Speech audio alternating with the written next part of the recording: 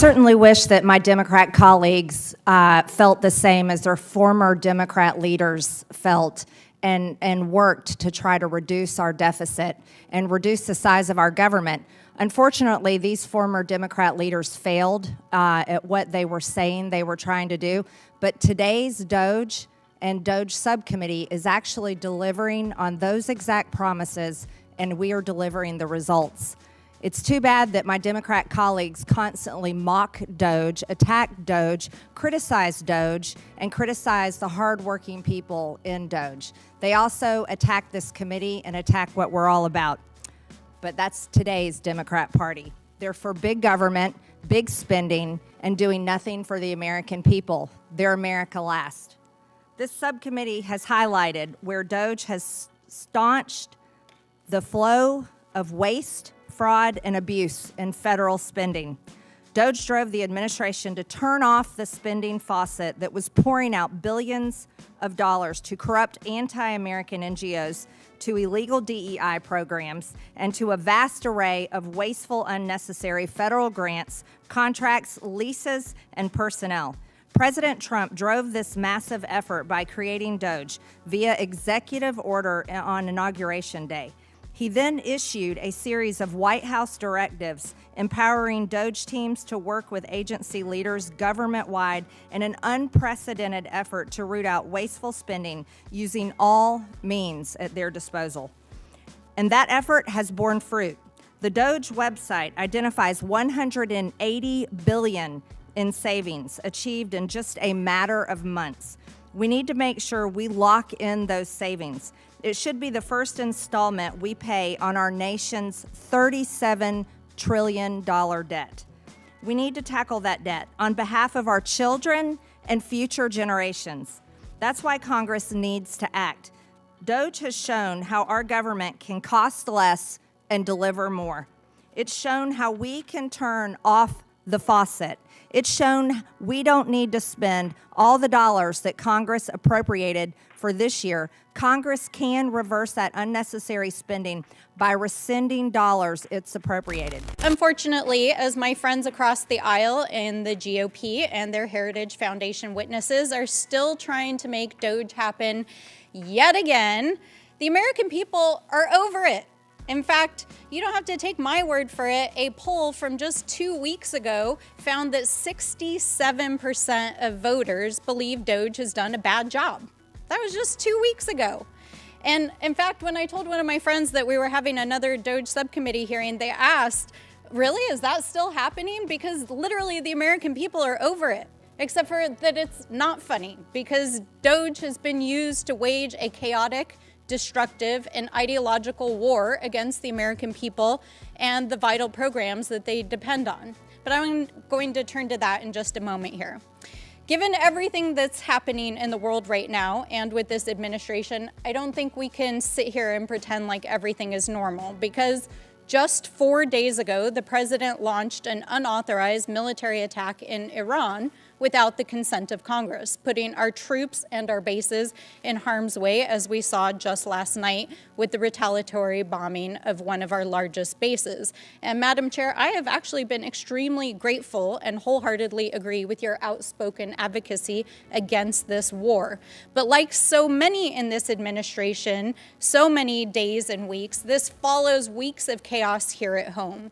As the president has deployed U.S. Marines and National Guard on our own soil against our own people, his DHS secretary and federal officials shoved a U.S. senator to the ground, DOJ indicted a sitting congresswoman in this House for doing her job, and tried to arrest a New York City official in a federal courthouse. This is not only not normal, it is dangerous, it is anti-American, and it is anti-democratic. And so we're not going to sit here today and pretend like what this administration is doing is normal. And we're not going to sit here and pretend like Doge is just some normal government program. It is a scam in service of a political agenda. While we came to the table at the beginning of this whole process in good faith with real ideas, bipartisan ideas that folks have been working on for years, and a desire to actually fix and modernize the federal government, what we've seen from Doge is the exact opposite. It has so failed in its stated mission of saving money that even the president asked if it was bullshit as Elon Musk was exiting the building. And if they want to talk about fiscal responsibility, while we're sitting here, they're still trying to pass a reconciliation bill across the aisle that would saddle taxpayers with $2.5 trillion in deficit spending. And in the last few weeks, reports have revealed that Doge may actually have cost the federal government more than it actually saved because of the mass firings, dismantled agencies, stolen data, lawsuits, agencies in chaos, agencies that are not able to do their basic operational duties. This is not efficiency. This is a scam. And it wasn't just Melanie Stansbury who had some thoughts about Doggy's supposed savings. There's an entire agenda that is attacking the working class Americans from start to finish. And then the thing is, they told us that they were going to do this, but, they pretended as if they knew nothing about the playbook that was laid out by good old Heritage Foundation. All of this talk about lowering costs and reducing waste is absolute BS. Their agenda is about one thing, making the federal government so weak that they can exploit it for their personal gain. They're stealing your data to help their companies. They're taking away your health care and food assistance to fund tax cuts for billionaires. Their agenda is pro-disinformation, pro-obstruction, pro-greed, and pro-exploitation. If you didn't know, that's what Doge actually spells out. And congressional Republicans have been complicit in this agenda. They've helped this administration terrorize the public.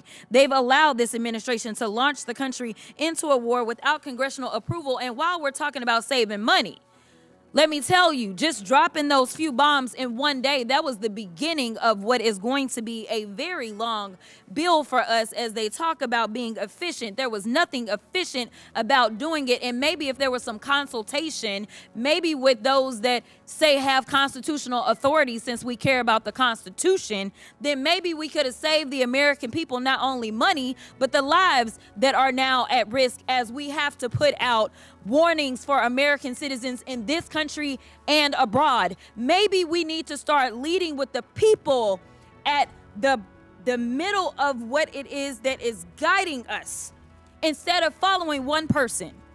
The reason that people like me say things like y'all are in a cult is because somehow people are abdicating their duties and abdicating the very people that put them into office. Trump and his administration are doing as much harm as possible as quickly as possible, knowing full well that a lot of their policies are 100% unconstitutional and also totally undemocratic. Poll after poll shows that the majority of Americans disagree with what the administration is doing, but it clearly doesn't matter to them. If they were genuinely worried about their political futures, they'd be pushing back on the most divisive policies. But they know this is a once-in-a-generation cult of personality. What Trump supporters are thinking doesn't really matter. They already voted for him, after all. Trump seems determined to make a name for himself as the president who did the most. He lashes out at the polls, not because he's upset that people don't like him, but because the press dares to report on it. The damage isn't accidental. He's doing it because he can. He's doing it because his donors want him to. Republicans might say they're against Trump's policies, but just watch how they vote. As long as power remains in their hands, they'll keep breaking things faster than anyone can hope to fix them.